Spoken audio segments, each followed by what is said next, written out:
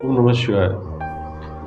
मित्रों, पिछले वीडियो में हमने जेमिनी पद्धति में चर कारकों का निर्धारण किस प्रकार होता है इस बात को समझा था और चर कारक क्यों कहा जाता है इस बात को भी समझा था। इस वीडियो में हम जानेंगे इन्हीं चर कारकों के कारकत्व के बारे में कि प्रत्येक चर कारक का कारकत्व क्या होता है। आगे बढ़ने के पूर्व हमेशा की तरह आपसे आग्रह है कि यदि आप ज्योतिष और वास्तु के विषय पसंद करते हैं तो इस चैनल को अवश्य सब्सक्राइब करिए और इस वीडियो को देखने के बाद यदि आपको वीडियो पसंद आता है तो लाइक का बटन भी दबाएं और यदि आपको उपयुक्त लगता है तो अपने मित्रों को भी शेयर करें।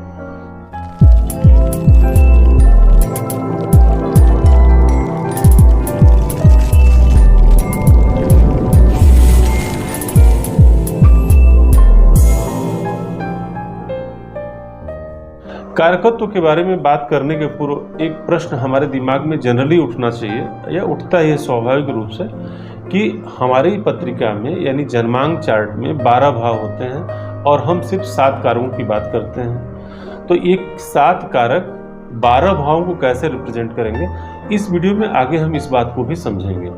अब हम बात करते हैं सबसे पहले चर कारक की यानी आत्म कारक की। जैसा कि नाम से स्पष्ट है, आत्म कारक यानी आत्मा का कारक ग्रह यह आपके जन्मांक चार्ट के यानी जन्म पत्रिका के प्रथम भाव को रिप्रेजेंट करता है, यानी लग्न भाव जिसको हम तन भाव के नाम से जानते हैं। यानी आत्म कारक ग्रह से शरीर का निर्धारण, मस्तिष्क का निर्धारण और तमाम बातों का अध्ययन किया जाता है जिनका संबंध प्रथम भाव से होता है। अब हम बात करेंगे जेमिनी पद्धति के दूसरे कारक के यानी अमात्य कारक। कुंडली में अंशों में जो सबसे ज़्यादा अंश का है वो तो आत्मकारक होता है और उसके तुरंत बाद जो होता है भोगांश जिसका ज़्यादा होता है वो ग्रह अमात्य कारक होता है। अमात्य कारक ग्रह आपके जन्मांक चार्ट के सेकंड हाउस यानी धन भाव और दशम स्थान यानी कर्म भाव और एकादश यानी लाभ भाव, इन तीनों का प्रतिनिधित्व अमात्य कारक करता है। यानी जब भी आपको धन का विचार करना हो, सामाजिक प्रतिष्ठा का विचार करना हो, कर्म का विचार करना हो, लाभ का विचार करना हो तो अमात्य कारक पर ध्यान देंगे कि आपकी पत्रिका में अमात्य कारक ग्रह की क्या स्थिति है। इसके अलावा आपकी पत्रिका में दूसरे भाव, दशम भाव और एकादश भाव से जिन भी चीज़ों का विचार किया जाता है उनका विचार जेमिनी पद्धति में अमात्य कारक से किया जाता है। आइए अब बात करते हैं जेमिनी पद्धति के तीसरे कारक की यानी भ्रातृकारक ग्रह की। भ्रातृकारक ग्रह भोगांश में जो भी ग्रह ऊपर से तीसरे स्थान पर होता है उसे हम भ्रातृकारक ग्रह कहते हैं।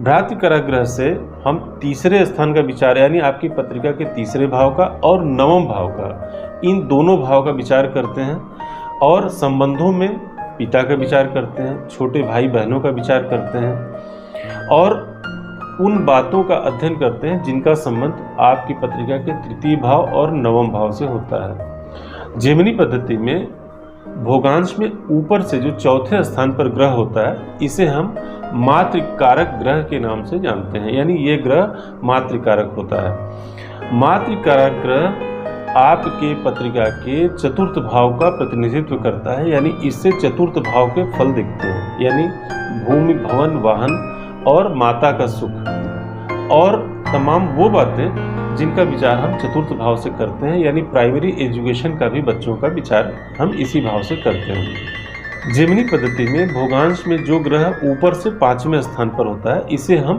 पुत्र कारक ग्रह के नाम से जानते हैं और पुत्र कारक ग्रह का सीधा संबंध आपके पत्रिका के 5वें भाव से यानी पंचम भाव से होता है।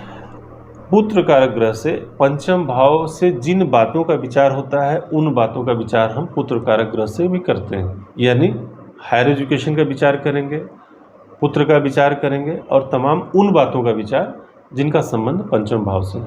आपकी जन्म पत्रिका में भोगांश में जो ऊपर से छठे स्थान पर ग्रह होता है इसे हम ज्ञातिकारक ग्रह के नाम से जानते हैं, जिसे कुछ लोग ज्ञातिकारक कहते हैं, बहुधा इसे ज्ञातिकारक के नाम से जानते हैं।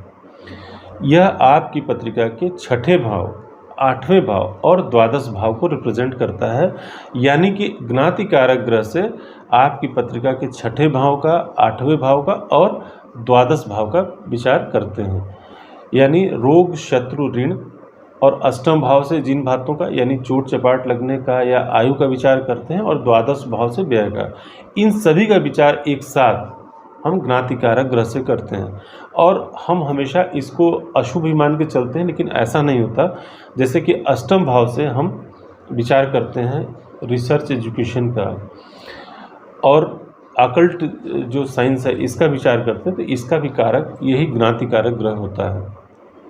जेमिनी पद्धति में अंतिम कारक ग्रह है जिसे हम दार कारक ग्रह के नाम से जानते हैं। यह भोगांश में आपकी पत्रिका का सबसे कम अंशों का ग्रह होता है। और दार कारक का मतलब पत्नी भाव का कारक, और तमाम वो बातें जिनका विचार सप्तम भाव से किया जाता है उसका विचार हम दार कारक ग्रह से करते हैं। तो मित्रों, आपने देखा कि ये सभी 7 कारक ग्रह आपकी पत्रिका के सभी 12 भावों का कैसे प्रतिनिधित्व करते हैं।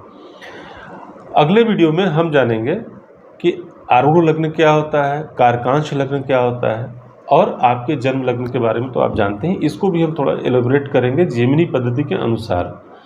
और हमने जो पिछले 3 वीडियो अभी जेमिनी पद्धति पे बनाए हैं, अगर आपने न देखा हो उन्हें, तो आई बटन में और एंड स्क्रीन पर भी इसका लिंक मैं देता हूँ, इसको आप अवश्य देखें। धन्यवाद।